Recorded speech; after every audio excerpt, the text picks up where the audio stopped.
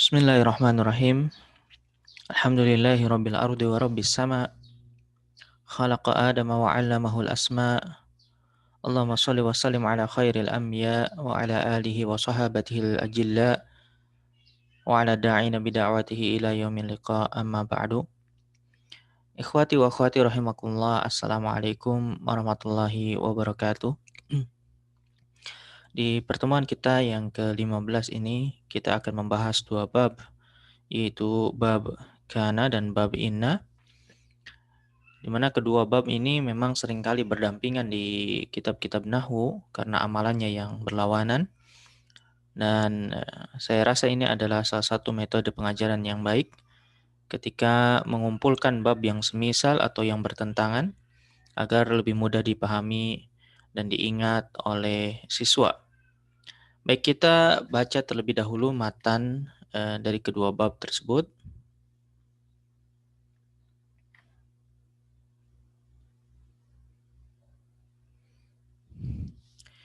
Babu kana wa akhwatiha. Wa raf'uka al-isma wa nasbuka al-khabar. Bihadhil af'ali hukmun mu'tabar. Kana wa amsa dhalla bata asbaha. Adha wa sara laysa ma'ma bariha. Mazala man fakka wa ma fati'ama. Dama wa ma minha tasarrafahkuma. Lahu bima laha kakana qa'ima. Zaidun wa kumbaran wa asbih sa'ima. Bab inna wa akhwatiha. Amalu kana aksuhu li inna an. Lakinna layta wa la'alla wa ka'an. Taqulu inna malikan na'alimu. Wa mithluhu layta al-habiba qadimu. Akid bi inna an nashabbih bika an. Lakinna ya sahili listidraki an. Walitamanni layta indahum hasal. Walitaraji wattawaqqu'i la'al. Baik, kita bahas bait per bait makna satu persatu dari matan yang telah kita baca. Yang pertama, wa raf'uka al-isma wa nasbuka al-khabar bihadhil af'ali hukmun mu'tabar. Yang mana kita lihat di sini lafadz raf'uka ini sebetulnya dia raf'un di sini adalah masdar, yang mana dia mudhof kepada fa'ilnya, yaitu kaf, dhamir kaf. Sedangkan al-isma adalah maf'ulun bihi dari masdar tersebut, sehingga maknanya sama dengan watarfa'ul isma. Kamu merofakkan isim. Wa nasbukal khabar juga sama, yaitu dan kamu menasabkan khabarnya. Bihadhil af'ali, dengan fi'il-fi'il ini, yakni kana wa akhwatuha, yaitu kana dan saudari-saudarinya. Hukmun mu'tabar adalah suatu hukum yang diakui.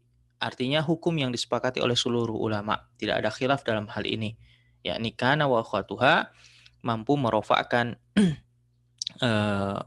mubtada yang kemudian disebut dengan isimnya, ya, isim kana atau akhwatu kana, dan dia juga mampu menasabkan khabar mubtada yang kemudian nanti diubah namanya menjadi khabar kana wa akhwatiha.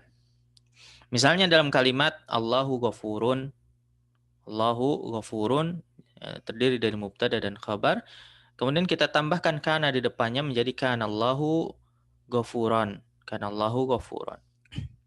Kemudian bait selanjutnya, kana wa amsa dhalla bata asbaha, ya, alha wa sara laisa ma'ma bariha, mazala man fakka wa ma fati'ama, kemudian ditambah dengan dama. Nah, ini adalah ke-13 fiil yang disebut dengan kana wa akhwatuha, memiliki amalan yang sama. Yang pertama itu kana, dia adalah ummul bab, dia pemimpinnya. Karena memang ini asalnya yang mampu merofakkan isim dan menasabkan khabar itu adalah kana. Kemudian yang kedua adalah amsa. Artinya adalah pada waktu sore, zalla pada waktu siang, bata pada waktu malam, asbah pada waktu pagi. Adha juga sama pada waktu duha, soro bisa artinya dahulu atau ya dahulu ya.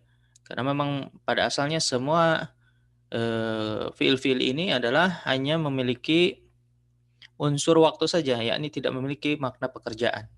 Tidak memiliki makna pekerjaan kecuali laisa. Di mana laisa ini artinya dia bermakna nafi. Dia tidak bermakna pekerjaan, akan tetapi dia bermakna penafian, tidak ada atau bukan. Kemudian ma bariha artinya masih, mazala masih, manfakka masih, ma fatiha juga masih. Ini semua bermakna waktu. Madama adalah selama, dia juga bermakna waktu. Ya, karena ke-13 fiil ini tidak memiliki makna pekerjaan sama sekali, maka dia disebut juga fiil nakis, yaitu fiil yang kurang sempurna karena pada asalnya fiil itu bermakna pekerjaan. Kecuali 13 fiil ini dia disebut dengan fiil nakis, fiil yang dia tidak memiliki makna pekerjaan. Yang dimiliki hanya apa? Unsur waktu saja. Baik, kemudian bait selanjutnya wa ma minha tasarrufahkuma lahu bima laha. Nah, kita susun terlebih dahulu bait ini yang asalnya adalah wahkum ma tasarrafa minha lahu bima laha. Artinya adalah hukumilah perubahannya. Yang dimaksud dengan perubahan di sini adalah tasrifnya. Tasrif, perubahan. Tentu dari ke-13 fiil yang tadi disebutkan semuanya fiil madhi itu bisa berubah menjadi fiil mudhari, bisa menjadi fiil amar, kemudian bisa diubah pula menjadi masdar, bisa menjadi isim fa'il, isim maf'ul dan seterusnya. Maka semua perubahan ini perlakukanlah ia sebagaimana asalnya, yakni dalam bentuknya dalam bentuk madhi tadi, fiil madhi. Ini adalah maksud dari ucapan lahu bima laha.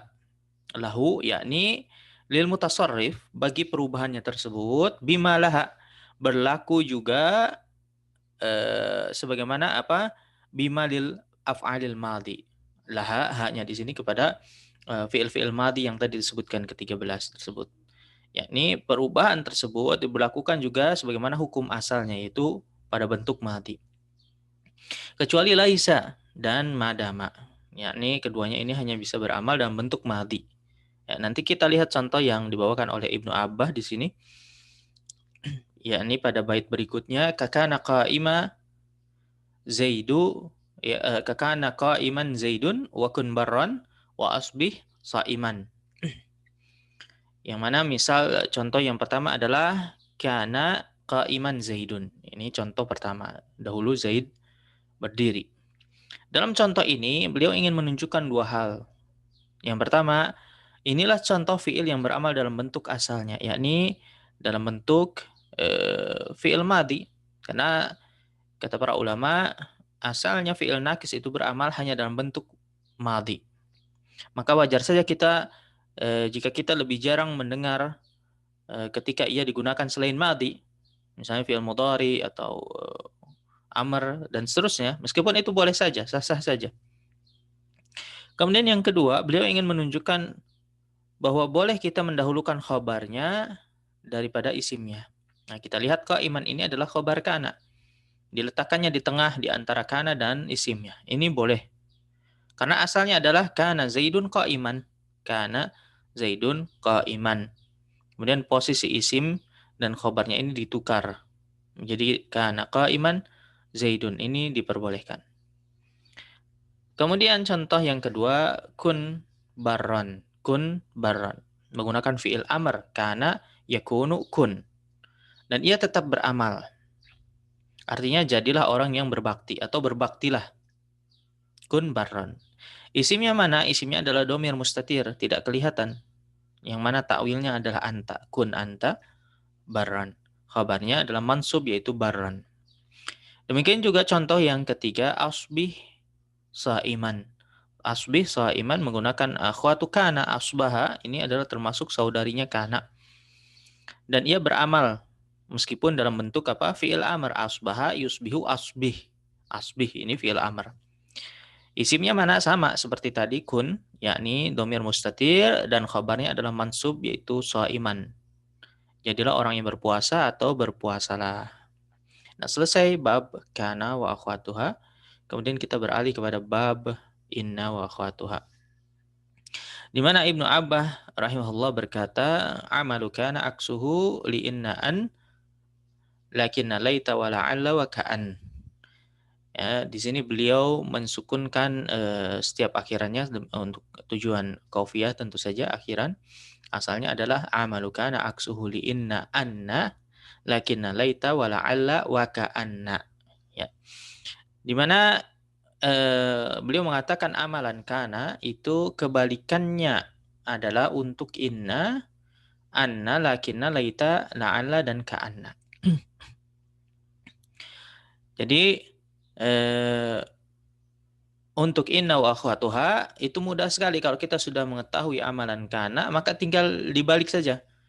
Ya, ketika kana ini merofakkan isimnya, kemudian menasobkan khobarnya, maka inna kebalikannya, dia menasobkan isimnya dan merofakkan khobarnya. Dan inna ini juga memiliki akhwat, ya, sebagaimana disebutkan di sini, sehingga totalnya ada 6 huruf. Ingat, huruf. Karena inna wa akhwatuha ini huruf. Kalau kana wa akhwatuha semuanya fiil. Ya, misalnya dalam kalimat Allahu Ghafurun, ya Allahu Ghafurun, ketika kita tambahkan inna menjadi innallaha ghafurun. Innallaha ghafurun. Kita perhatikan amalannya kebalikan dari amalan kana. Nah, di sini beliau memberikan contoh. Taqulu inna malikan la'alimun wa mithluhu laital habiba qadimun.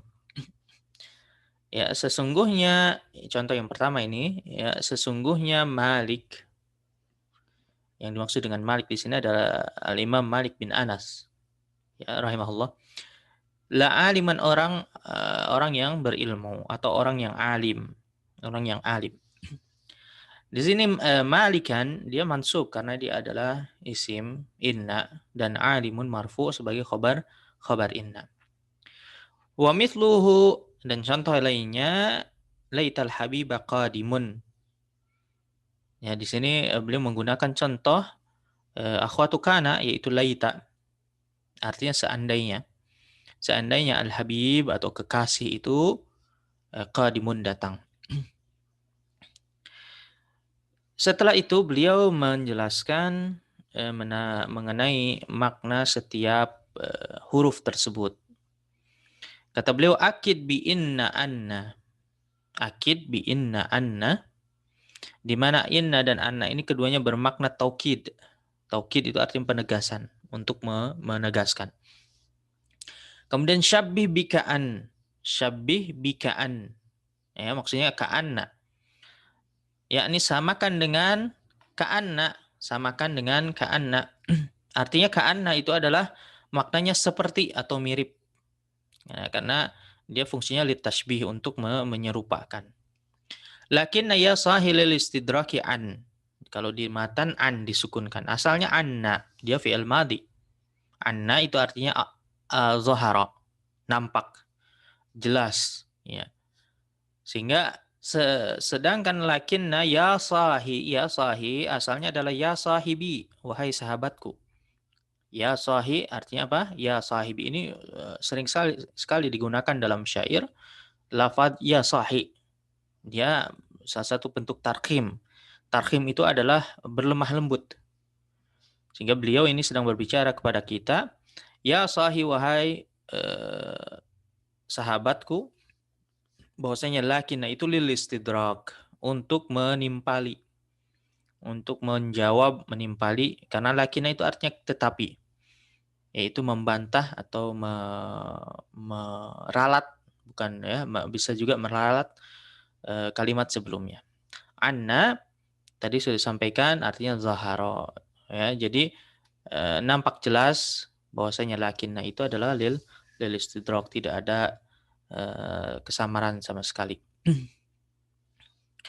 Baik, kemudian huruf berikutnya walid tamanni laita indahum hasal walid taraji wat tawaqqu'i la'al. Ini bisa kita susun dulu, ya, kita susun terlebih dahulu sehingga bisa mudah dipahami. Yang mana susunan asalnya walaita indahum hasala litamanni wa la'alla litaraji wa tawaqqu'i. Ya, sehingga laita itu menurut mereka, ya indahum itu maksudnya indan nuhat tentunya, atau indan nahwiyin menurut ulama nahwu, laita ini hasala litamanni, yakni dia berlaku untuk angan-angan, litamanni, berangan-angan. Jadi artinya seandainya. Sedangkan la'alla ini kebalikannya, litaraji, ya untuk harapan, wat tawaqqu'i dan menerka, ya terkaan, ya untuk terkaan atau menebak, ya tawakku. Di sini penulis tidak mencontohkan khobar inna yang didahulukan, tidak seperti kana tadi. Kana qaiman zaidun, kana qaiman zaidun. Tapi di sini di inna tidak ada contoh yang khobarnya ini didahulukan karena memang tidak bisa, ya khobar inna tidak bisa didahulukan sebagaimana kana, karena inna ini adalah huruf. Dia beramal dengan lemah, tidak seperti fiil, dia beramal dengan kuat. Kemudian juga beliau tidak memberikan contoh khobar yang selain isim mufrad. Ya, kita lihat contohnya semuanya isim mufrad. Karena memang itulah yang lebih dibutuhkan untuk pemula. Tidak perlu diberikan contoh misalnya khobar berupa syibul jumlah atau berupa jumlah dan seterusnya. Nah, kita ambil kesimpulan, yakni dari kedua bab ini, bahwasanya pondasi, ya atau modal awal dari bab kana dan inna ini adalah jumlah ismiyah. Jumlah apa? Ismiyah. Karena keduanya ini hanya beramal pada jumlah ismiyah saja. Hanya beramal pada jumlah ismiyah. Kana dan akhwatnya, kemudian inna dan akhwatnya, ini tidak akan mungkin dia muncul kecuali hanya bersambung pada jumlah ismiyah. Contohnya tadi Allahu Ghafurun. Allahu Ghafurun ini terdiri dari mubtada dan khabar. Kemudian ketika kalimat ini didahului oleh kana, berubahlah dia i'rabnya. Karena kana ini bisa mengubah i'rab mubtada dan khabar. Menjadi kanallahu ghafuran. Dia merofakkan mubtada menjadi, namanya berubah menjadi isim kana. Kemudian ghafuran yang semula dia marfu menjadi mansub. Ghafurun menjadi ghafuran karena statusnya bukan lagi sebagai khabar mubtada melainkan sebagai khabar kana. Kanallahu ghafuran. Ya, jangan kita katakan kanallahu ghafurun. Ya, ini tidak tepat. Ya, dan tidak pernah terdengar di nas manapun, baik di Al-Qur'an, di hadis maupun di kitab-kitab berteks bahasa Arab. Maka itu amalan kana. Demikian juga dengan akhwatu kana, seluruhnya beramal dengan amalan yang sama. Nah, ketika dimasuki oleh inna, maka i'rabnya adalah kebalikannya, aksuhu li inna anna, li inna anna. Yakni dia menasabkan isimnya dan merofakkan khabarnya. Contohnya ya innallaha ghafurun. Innallaha ghafurun. Kita perhatikan awalnya, modal awalnya adalah Allahu ghafurun. Semuanya marfu. Kemudian ketika dimasuki oleh inna, ya isimnya menjadi mansub, innallaha. Jangan katakan innallahu. Ya innallaha ghafurun. Kemudian khabarnya dia tetap marfu. Ya, demikian yang bisa kita bahas. Sebelumnya kita baca ulang sekali lagi matan yang telah kita bahas. Babu kana wa akhwatiha. Wa raf'uka al-isma wa nasbuka al-khabar bihadhihi al-af'ali hukmun mu'tabar kana wa amsa dhalla bata asbaha adha wa sara laysa ma'ma bariha ma zala man fakka wa ma fati'a ma dama wa ma minha tasarrafa hukuma lahu bima laha ka kana qa'ima zaidun wa kumbaran wa asbi sa'ima. Babu inna wa akhwatiha. Amalu kana aksuhu li inna an lakinna laita wa la'alla wa ka'an taqulu inna malikan la'alimu wa mithluhu laital habiba qadimu akid bi inna anna syabih bika an lakinna ya sahilil istidraki an walitamanni laita indahum hasal walitaraji wa tawaqqu'i la'al. Ya, Mohon maaf jika ada kesalahan. Kita akhiri sallallahu ala nabiyina Muhammad wa ala alihi wa ashabihi wasallam. Assalamualaikum warahmatullahi wabarakatuh.